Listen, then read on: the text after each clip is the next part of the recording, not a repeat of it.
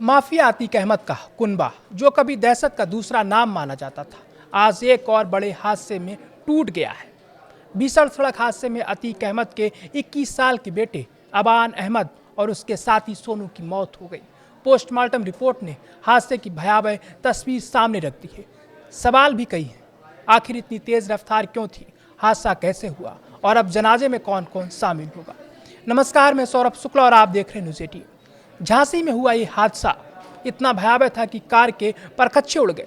हादसे में अतीक अहमद का बेटा अबान अहमद और उसका साथी सोनू मौके पर ही दम तोड़ बैठे।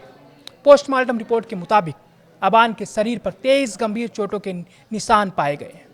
तेज टक्कर की वजह से उसका लीवर, फेफड़े और तिल्ली फट गई, कई पसलियां टूट गईं और शरीर के अंदर इतनी ज़्यादा ब्लीडिंग हुई कि उसकी जान नहीं बचाई जा सकी। वहीं कार की पिछली सीट पर बैठे सोनू के सिर की हड्डी टूट गई थी। उसके दोनों हाथों में भी फ्रैक्चर मिला। डॉक्टरों ने देर रात दोनों शवों का पोस्टमार्टम किया। प्रारंभिक जांच में सामने आया है कि हादसे के वक्त कार करीब 120 किलोमीटर प्रति घंटे की रफ्तार से दौड़ रही थी। अबान आगे वाली सीट पर बैठा था, जबकि उसका साथी जैद कार चला रहा था। तेज रफ्तार कार अचानक डिवाइडर से उसी तरफ टकराई जहां अबान बैठा था। यही वजह रही कि सबसे ज़्यादा चोटें अबान को लगी। हादसे के चश्मदीद दीपक यादव ने बताया कि तेज धमाके की आवाज़ सुनकर वह सबसे पहले मौके पर पहुंचे। कार का दरवाज़ा नहीं खुल रहा था। इसके बाद वे लोहे की सब्बल लेकर आए और दरवाज़ा तोड़कर अंदर फंसे लोगों को निकालने की कोशिश की, लेकिन तब तक काफ़ी देर हो चुकी थी। शुक्रवार तड़के करीब 4 बजे अबान का शव प्रयागराज के हटवा गाँव पहुँचा। शव पहुँचते ही परिजनों में मातम छा गया।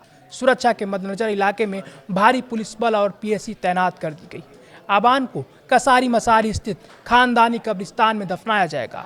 यहीं अतीक अहमद और उसके भाई अशरफ की कब्र भी है। परिवार ने फैसला किया है कि अबान को अपने पिता और चाचा की कब्र के ठीक पास सुपुर्द खाक किया जाएगा। माफिया अतीक अहमद के सबसे छोटे बेटे अबान के जनाजे में 2 बड़े भाई भी शामिल हो सकेंगे। इलाहाबाद हाई कोर्ट की डबल बेंच ने मोहम्मद उमर और अली अहमद की पैरोल अर्जी को मंजूरी दे दी। उमर लखनऊ जेल और अली झांसी जेल में बंद है। हाई कोर्ट ने पैरोल की मंजूरी देते हुए सख्त हिदायत दी है कि इस दौरान दोनों भाई मीडिया से बात नहीं करेंगे। दोनों पुलिस के साथ सीधे कब्रिस्तान जाएंगे और वहां से वापस जेल की शर्त रखी गई है। अगर अतीक अहमद के पूरे परिवार पर नजर डालें तो तस्वीर बेहद चौंकाने वाली है। 2023 में अतीक अहमद और अशरफ की पुलिस कस्टडी में हत्या हो गई। उसी साल बेटे असद अहमद की पुलिस एनकाउंटर में मौत हो गई। पत्नी शाइस्ता परवीन अब भी फरार है। अशरफ की पत्नी जैनब फातिमा भी फरार चल रही हैं। एक बेटा लखनऊ जेल में है, दूसरा झांसी जेल में बंद है। और अब सड़क हादसे में अबान की मौत ने इस परिवार पर एक और बड़ा झटका दे दिया है। एक समय जिस परिवार का नाम अपराध और दबदबे की वजह से सुर्खियों में रहता था, आज वही परिवार लगातार हादसों, मौतों और कानूनी मामलों के बीच बिखरता नजर आ रहा है।